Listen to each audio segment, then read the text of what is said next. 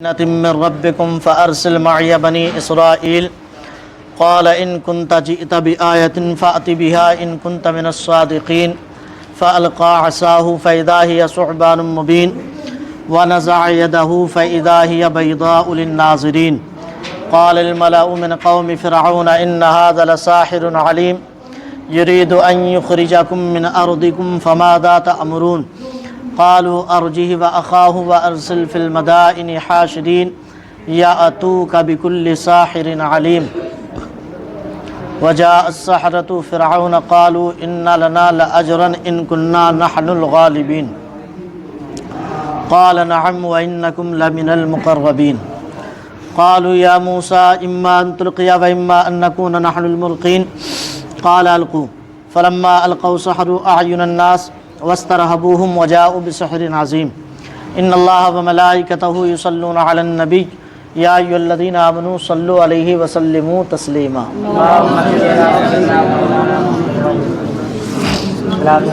صلاۃ و سلام علیک یا رسول اللہ صلی اللہ تعالی علیہ وسلم۔ کل کے درس قرآن میں آپ نے یہ سنا، کیا سنا؟ حضرت عیسیٰ علیہ السلام کی کچھ ساتھیوں نے، حواریوں نے یہ کہا کہ آپ کا رب ہمارے لیے کیا آسمان سے دسترخوان نازل فرما سکتا ہے؟ تو اللہ پاک نے ان کے حواریوں کے لیے حضرت عیسیٰ کی دعا سے جنت سے دسترخوان نازل فرمایا تھا۔ اور کھانے میں کیا تھا؟ زبردست مچھلی تھی، جس مچھلی کے اوپر گھی، مکھن اور اس کے علاوہ زبردست مسالے تھے، روغن ٹپک رہا تھا، اور روٹیاں تھیں 4-5 جنت کی روٹی۔ یہ بھی یاد رکھیں، جنت میں سب سے پہلا کھانا جو ہمیں دیا جائے گا وہ مچھلی ہی ہوگی، مچھلی۔ اور مچھلی بہت بڑی ہوتی ہے، مچھلی اتنی بڑی ہوتی ہے کہ اللہ کے ایک نبی 40 دن تک مچھلی کے پیٹ میں زندہ رہے، اور 40 دن کے بعد پھر پیٹ سے نکلے تو پھر بھی زندہ تھے۔ سبحان اللہ، اندازہ لگائیں آپ۔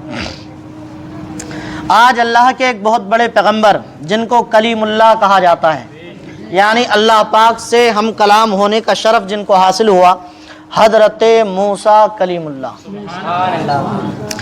یہ ایسے پیغمبر ہیں کہ ان کی امت بہت بڑی والی تھی، بہت زبردست لوگ تھے ان کی امت میں، اور اللہ پر ایمان ایک دم کچھ لائے اور کچھ نہیں لائے۔ اللہ نے ان کے حوالے سے ذکر فرمایا، کیا ان کے دور میں فرعون تھا۔ حضرت موسیٰ کلیم اللہ علیہ الصلاۃ والتسلیم کی جس دور میں پیدائش ہوئی، اس دور میں حضرت موسیٰ کے پیدا ہونے سے پہلے فرعون نے ایک خواب دیکھا کہ ایک بچہ پیدا ہوگا جو میری سلطنت کو تباہ کر دے گا۔ تو فرعون نے یہ اعلان کر دیا کہ آج کے بعد کسی کے گھر اگر لڑکا پیدا ہوگا تو اسے فوری طور پر مار دیا جائے گا۔ ایسا ہی ہوتا تھا، جیسے ہی لڑکا پیدا ہوا فوراً مار دیا گیا، لڑکا پیدا ہوا مار دیا گیا۔ اسی درمیان اللہ نے حضرت موسیٰ کو دنیا میں پیدا فرما دیا۔ اب جس دور میں لڑکے مارے جا رہے تھے، اسی دور میں حضرت موسیٰ کلیم اللہ آئے، اور بڑے زور و شور پر یہ کام چل رہا تھا، بہت زور و شور پر۔ حضرت موسیٰ کی جب پیدائش ہوئی تو آپ کی امی گھبرائیں، کیا کیا جائے، کیا کیا جائے؟ تو اللہ پاک کی جانب سے حکم ہوا، اے موسیٰ کی ماں اپنے بچے کو سمندر میں ڈال دو، سمندر میں ڈال دو۔ شاید 16ویں پارے میں اس کا پورا ذکر ہے، سمندر میں ڈال دیجئے۔ ڈال دیا، سمندر میں ڈال دیا، ایک صندوق بنایا، اس میں بچے کو حضرت موسیٰ کو رکھا اور پیک کر کے سمندر میں ڈال دیا۔ حضرت موسیٰ کلیم اللہ کو ادھر آپ کی والدہ ماجدہ نے ڈالا، ادھر فرعون اپنے محل سے روزانہ خود اور اس کی بیوی دریا کے کنارے ٹہلنے کے لیے آتے تھے۔ آج بھی اس کے گھر کے سامنے وہ دریا بنا ہوا ہے، مصر ہی میں گیا تھا وہاں دیکھنے کے لیے، وہ بنا ہوا ہے آج بھی پورا۔ اور باضابطہ اب تو ایک گاؤں بھی بنا دیا گیا جس کو قریۃ الفرعون کہتے ہیں، فرعون کا گاؤں۔ پوری ایک اس طرح سے سوسائٹی بنا دی گئی ہے، اور اس کی پوری تہذیب اور اس کے کلچر کو ان لوگوں نے دکھانے کی کوشش کی ہے۔ آج بھی وہ ساری چیزیں وہاں موجود ہیں۔ تو دریا پہ صبح صبح ٹہلنے جاتے تھے دونوں۔ ادھر حضرت موسیٰ کو آپ کی ماں نے ڈالا ادھر وہ لوگ دریا پہ ٹہلنے کے لیے گئے۔ جب صندوق بہتے بہتے ان کے قریب پہنچا تو فرعون کی بیوی نے کہا کہ دیکھو تو صحیح صندوق میں کیا ہے، بہت خوبصورت لگ رہا ہے۔ جب صندوق کھولا تو اس میں حضرت موسیٰ موجود تھے۔ سبحان اللہ۔ فانوس بن کے جس کی حفاظت ہوا کرے، وہ شمع کیا بجھے جسے روشن خدا کرے۔ جب صندوق کھولا تو چہرہ اتنا حسین تھا کہ دیکھتے ہی فرعون کی بیوی حضرت موسیٰ پہ فریفتہ ہو گئی، اور اتنا حسن و جمال تھا آپ کے چہرے پہ، اور ایسی نبوت کی چمک تھی کہ ان کے دل میں جگہ بن گئی۔ اور جب فرعون نے کہا ارے یہ تو لڑکا ہے، کہیں یہ میری حکومت کے لیے خطرہ نہ بن جائے، اس کو ابھی مار دو، تو چونکہ اولاد تھی نہیں، بیٹا نہیں تھا کوئی بھی، تو بیوی نے کہا نہیں، اس کو مارنے کی ضرورت نہیں ہے، ہو سکتا ہے یہ بچہ چونکہ ہمارے پاس اولاد نہیں ہے، خوبصورت بھی ہے، حسین و جمیل بھی ہے، اسی کو رکھ لو، یہی بچہ ہمارا بڑھاپے کا سہارا بنے گا اور یہی ہمارا وارث بن جائے گا۔ عقل ہوتی تو خدا سے نہ لڑائی لیتے۔ اللہ اکبر، یہ گھٹائیں اسے منظور، بڑا نہ تیرا۔ کہا یہ ہو سکتا ہے ہمارے بڑھاپے کا سہارا بن جائے۔ عقل ماری گئی، حضرت موسیٰ کو گھر لے آئے۔ جس بچے کو مارنے کے لیے اس نے سینکڑوں بچے موت کے گھاٹ پہ اتار دیے، اور جو اصل پیغمبر جو اس کی حکومت کے لیے خطرہ تھا، اس بچے کو اپنے گھر ہی میں رہ کر کے پرورش دے رہا ہے، اپنے گھر میں۔ اللہ پاک کبھی کبھی اپنے دین کا کام اپنے دشمنوں سے بھی لیتا ہے۔ جیسے لوگ کہتے ہیں کہ کعبہ شریف میں کہتے ہو کہ نماز نہیں ہوتی وہاں کے امام کے پیچھے، اگر ان کا ایمان صحیح نہیں ہوتا تو وہ کعبے کے اتنے دیکھ بھال کرنے والے کیوں ہوتے، کمیٹی کیوں ہوتی، اور سارا معاملات ان کے قبضے میں کیوں ہوتا؟ تو یہ اللہ پاک کی حکمت ہے، وہ جب چاہتا ہے تو دشمنوں سے بھی اپنے دین کا کام لے لیتا ہے۔ سمجھ رہے ہیں آپ؟ تو جب دیکھا تو گھر میں لے آئے، پرورش دی۔ بہر صورت حضرت موسیٰ جوان ہو گئے اور بات آگے بڑھی، گھر سے نکل گئے، بہت ساری باتیں ہوئیں اس درمیان۔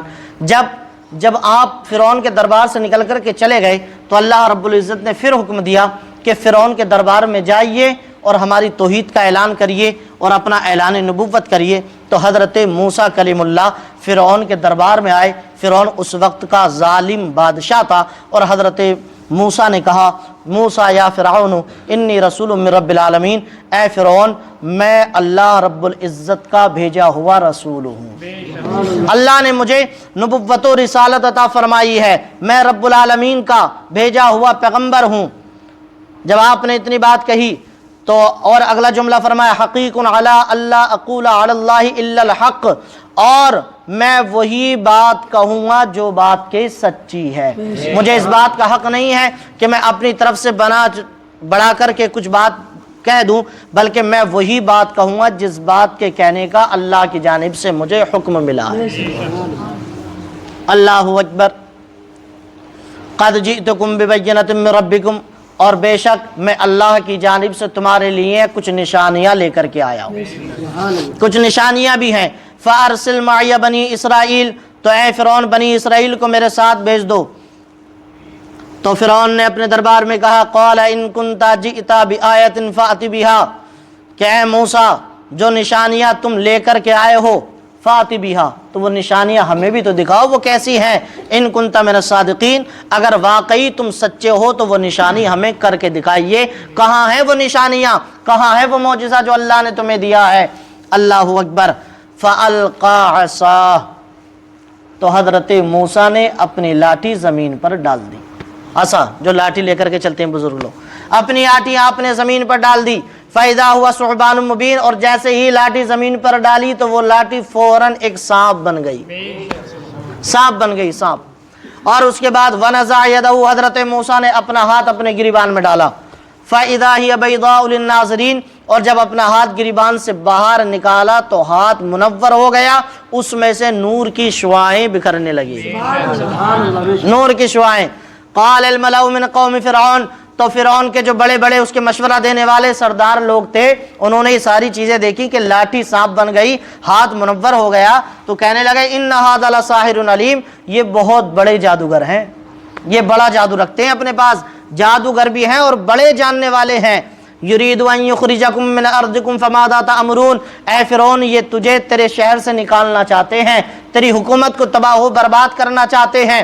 فرعون سے جب یہ کہا تو فرعون بولا فما ذات امرون، اے میرے قوم یہ بتاؤ اس بارے میں اب تمہارا کیا مشورہ ہے، کیا کیا جائے؟ بھئی ان کے پاس تو جادو ہے، انہوں نے لاٹھی کو سانپ بنا دیا، ہاتھ کو روشن کر دیا، اب اس چیز کا جواب کیا ہے؟ مشورہ دیجئے کیسے منہ بند کیا جائے؟ تو فرمایا یاتوک بکل ساحر علیم، سب جتنے مشہور بڑے بڑے جادوگر ہیں سب کو اپنے دربار میں بلاؤ، سب کو بلاؤ۔ وجاء السحرہ، اور پھر اس کے بعد سارے جادوگر آ گئے، شہر کے بڑے بڑے جادوگر اکٹھے کر لیے گئے۔ کس لیے؟ حضرت موسیٰ کا مقابلہ کرنے کے لیے، چونکہ وہ یہ سمجھ رہے ہیں نا کہ لاٹھی جو سانپ بنی ہے یہ کوئی معجزہ نہیں، یہ ایک جادو ہے۔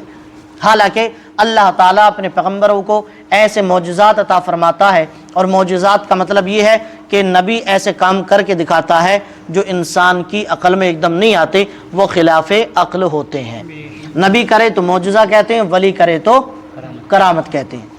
تو شہر کے جب سارے جادوگر آ گئے اور جب اس کے دربار میں جادوگر پہنچے تو جادوگروں نے فرعون سے کہا فرعون یہ بتا ان لنا لاجرا، اگر ہم ان سے مقابلہ جیت گئے تو اس کے بدلے میں تو ہمیں کیا دے گا؟ لا اجرا ان کننا نحن الغالبین، تو ہمیں اجرت میں کیا دے گا اگر ہم ان سے مقابلہ جیت گئے؟ قال نعم وانکم لمن المقربین، فرعون نے کہا ہم تمہیں انعام اتنا دیں گے، ہم تمہیں اپنا خاص آدمی بنا لیں گے۔ نیتا آدمی یہ کہتا ہے کہ تم میرے خاص آدمی ہو جاؤ گے تو آدمی پھولے نہ سماتا ہے، اور وہ تو رہا بھی بادشاہ۔ تو اس نے کہا تم ہمارے خاص آدمی ہو جاؤ گے، ہم تمہیں اپنا قریبی بنا لیں گے۔ اب اعلان ہو گیا، جگہ کا انتخاب ہو گیا، بڑے میدان کا، اور شہر کے علاقے کے جتنے بھی بڑے بڑے جادوگر تھے سب آ گئے۔ حضرت موسیٰ بھی وہاں پر پہنچے۔ مقابلہ تھا کہ اگر تم واقعی نبی ہو تو تمہارے اندر جو پاور ہے وہ تمہاری چلے گی، اور اگر جادوگر ہو تو تم فیل ہو جاؤ گے۔ اور فرعون یہ چاہتا تھا کہ جادوگروں کے ذریعے موسیٰ کو دبا دیا جائے۔ جب سارے جادوگر جمع ہو گئے اور حضرت موسیٰ علیہ الصلوۃ والتسلیم بھی پہنچے تو پھر جادوگروں نے، بڑے بڑے جادوگر، کئی ہزار کی تعداد میں جادوگر تھے، وہ جب پہنچے حضرت موسیٰ اور چاروں طرف سے لوگ کھڑے ہوئے تھے تماشا دیکھنے کے لیے، تو انہوں نے کہا قالوا یا موسیٰ اما ان تلقیا، اے موسیٰ پہلے تم اپنا کچھ کمال دکھاؤ گے یا ہم پہلے اپنا کمال دکھائیں؟ یعنی ہم جو لائے ہیں تو ہم وہ دکھائیں یا پہلے تم دکھاؤ گے؟ وَإِمَّا أَن نَّكُونَ نَحْنُ الْمُلْقِينَ، یا پہلے ہم کچھ کر کے دکھائیں، ہم اپنا کمال دکھائیں؟ تو قال القوا، حضرت موسیٰ نے کہا پہلے تم ہی کر کے دکھاؤ، کیا کر سکتے ہو؟ یہ جو جادوگروں نے کہا کہ پہلے تم کرو گے یا ہم کریں، صرف اتنا جملہ کہنے کی وجہ سے اللہ نے ان کو بہت بڑا اجر دیا، اس لیے کہ تم نے پہل نہیں کی بلکہ کہیں نہ کہیں تم نے ہمارے پیغمبر کی عزت کا برہم رکھا، کہ تم نے اتنا پوچھ لیا کہ پہلے تم کمال دکھاؤ گے یا ہم دکھائیں۔ تو اپنے اللہ کے بھیجے ہوئے پیغمبر کی تم نے اتنی عزت کی، چاہے کسی ہی نیت سے کی، تو اس کا صلہ بھی اللہ نے ایسا عطا فرمایا کہ اس واقعے کے بعد یہ جادوگر حضرت موسیٰ کے ہاتھ پہ کلمہ پڑھ کے مسلمان ہو گئے۔ یہ برکتیں ملی۔ تو اس سے پتہ ہے چلا با ادب با نصیب، بے ادب بے نصیب۔ انسان کو ہمیشہ ادبدار ہونا چاہیے، چھوٹا ہو تو بڑوں کا ادب کرے اور بڑا ہو تو چھوٹوں پہ شفقت کرے۔ بہت ساری چیزیں محنتوں سے نہیں ملتی، لیکن ادب سے اللہ تعالیٰ وہ چیزیں عطا فرما دیتا ہے۔ تو با ادب با نصیب ہونا چاہیے۔ حضرت عبداللہ ابن عباس بہت بڑے مفسر قرآن ہیں، حضور کی بارگاہ میں تشریف فرماتے، حضور رات کے وقت اپنے حجرے سے نکلے اور بیت الخلاء میں تشریف لے جانے لگے، ٹوائلٹ میں، اور جیسے ہی ٹوائلٹ میں آپ چلے تو حضرت عبداللہ ابن عباس اٹھے اور لوٹا بھر کے وہاں رکھ دیا ٹوائلٹ میں۔ سرکار علیہ الصلوۃ والتسلیم نے جب لوٹا بھرا ہوا دیکھا تو پلٹ کر کے آئے اور فرمایا کس نے رکھا تھا؟ فرمایا حضور میں نے رکھا تھا۔ تو اللہ کے رسول نے اسی وقت اپنے ہاتھوں کو اٹھایا اور دعا فرمائی، یا اللہ عبداللہ ابن عباس کو قرآن کی سمجھ عطا فرما دے۔ وہی عبداللہ ابن عباس آج امام المفسرین کے لقب سے جانا جاتا ہے۔ امام المفسرین، سب سے بڑے مفسر ہیں وہ، سب سے بڑے مفسر۔ تو با ادب با نصیب، بے ادب بے نصیب۔ اس لیے ادب کا ہمیشہ انسان کو لحاظ رکھنا چاہیے، بڑوں کے سامنے زیادہ بولنا بھی نہیں چاہیے، اور ادب کے دائرے میں انسان کو ہمیشہ رہنا چاہیے۔ تو بہر صورت حضرت موسیٰ نے کہا تم ڈالو، فلما القوا، تو انہوں نے جو کچھ بھی وہ رسیاں اور جو بھی سارا سامان لائے تھے انہوں نے اس کو میدان میں ڈال دیا. سحروا اعین الناس واسترهبوهم وجاءوا بسحر عظیم. اور جب انہوں نے اپنا سامان اس میدان میں ڈالا تو وہ سب کے سب سانپ کی طرح دکھنے لگے.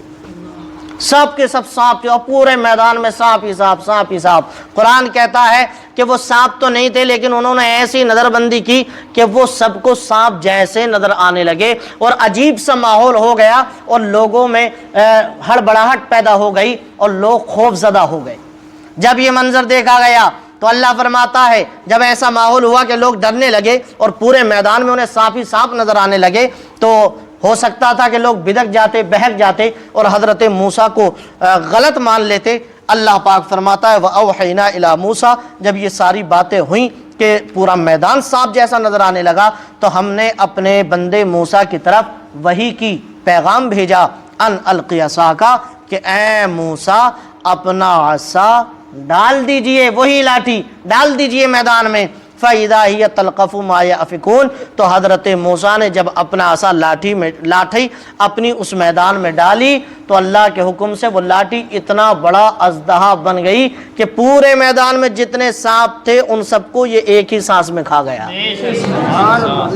سب کو نگل گیا ایک ہی سانس. اور یہ بھی کہا جاتا ہے کہ اس کے اوپر بال تھے، بال تھے، بال. بہت بڑا سانپ بنا کہ ایک ہی جیسی اس نے سانس لی سب کا صفایا کر دیا.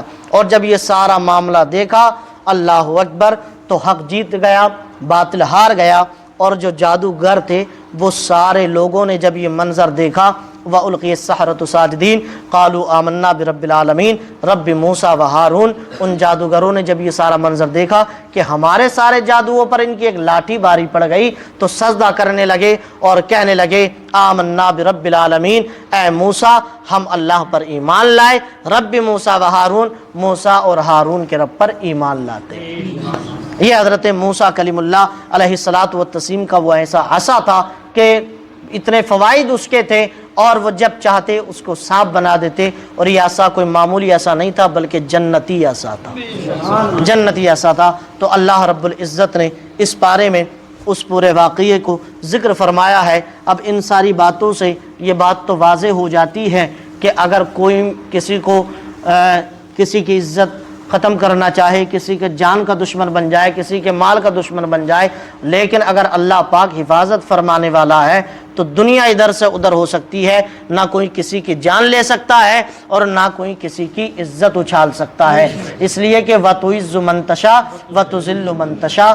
اللہ ہی ہے جسے چاہتا ہے عزت دیتا ہے اور اللہ جسے چاہتا ہے ذلیل و خوار کر دیتا ہے. تو اللہ رب العزت پیارے نبی صلی اللہ تعالیٰ علیہ وسلم کے صدقے سے ہم سب مسلمانوں کی عزت آبرو ایمان کی حفاظت فرمائے. جیسے حالات ہیں، مسجد ہو، مدرسہ ہو، خانقاہ ہو، مکتب ہو، آج ہر طرف سے اسلامی تعمیر جو بھی مکانات ہیں، جو بھی بلڈنگیں ہیں، زیارات ہیں، مساجد ہیں، مدارس ہیں، خانقاہیں ہیں، آج دھیرے دھیرے ان ساری چیزوں پر حملہ ہو رہا ہے. لیکن ان سب پر شکوہ گلا کرنا اپنی جگہ ہے. اس کا سب سے بہتر علاج یہی ہے کہ انسان کو اپنے رب کی طرف لو لگانی چاہیے، اللہ کی طرف لو لگانی چاہیے. اس لیے کہ دنیاوی طاقتیں نہ مسلمانوں کے ساتھ کل تھی، نہ آج ہیں اور نہ کل ہوں. مسلمان جب بھی عزت کے ساتھ رہا ہے وہ تبھی رہا ہے جب اس کا دل اللہ کی جانب لگا ہے، سرکار علیہ الصلاۃ والتسلیم کی جانب لگا ہے. اللہ نے فرمایا اذا جاء نصر اللہ، جب اللہ کی مدد آتی ہے نا تو پھر مسلمان کامیاب ہو جاتا ہے، مسلمان کامیاب ہو جاتا ہے. دیکھا نہیں آپ نے کہ وہ کیا نام ہے حضرت علامہ مفتی سلمان اظہری صاحب، بات نہ قصہ اور سوئی کا ایسا پھاوڑا بنایا گیا اور ان کو جیل کی سلاخوں میں ڈال دیا گیا. نہ ہونے میں ان کو 2 مہینے ہو چکے، 2 مہینے ان کو ہو چکے ہیں. آج وہ قید خانے میں ہیں اور ان پہ جو کیس لگے تھے ان سے بھی ان کو آزادی مل گئی. لیکن اس کے اوپر حکومت نے اپنی پاور کا استعمال کیا اور ایک ایکٹ لگا کر ان کو جیل کی سلاخوں میں ڈال دیا گیا. اب اللہ جانے، اللہ کا رسول بہتر جانتا ہے کہ حالات کہاں سے کہاں لے جا رہے ہیں ان کو. بس اللہ سے دعا ہے کہ اللہ تعالیٰ ان کو بھی، اور اس کے علاوہ ایک قمر عثمان غنی صاحب ہیں دلی کے، وہ بھی اس معاملے میں گرفتار ہیں. ان کو بھی تقریباً 2 سال ہو چکے ہیں، وہ بھی گجرات ہی کی جیل میں ہیں. اور مفتی سلمان اظہری صاحب بھی گجرات ہی کی جیل میں ہیں. ایسے نہ جانے سینکڑوں علماء اور علماء کے علاوہ ہمارے مسلمان بھائی ہیں جو ذرا ذرا سی باتوں پہ قید خانوں میں وہ مقید ہیں اور جیل خانوں میں ہیں. بس اللہ تعالیٰ مسلمانوں کی عزت آبرو ایمان کی حفاظت فرمائے اور پاک پروردگار عالم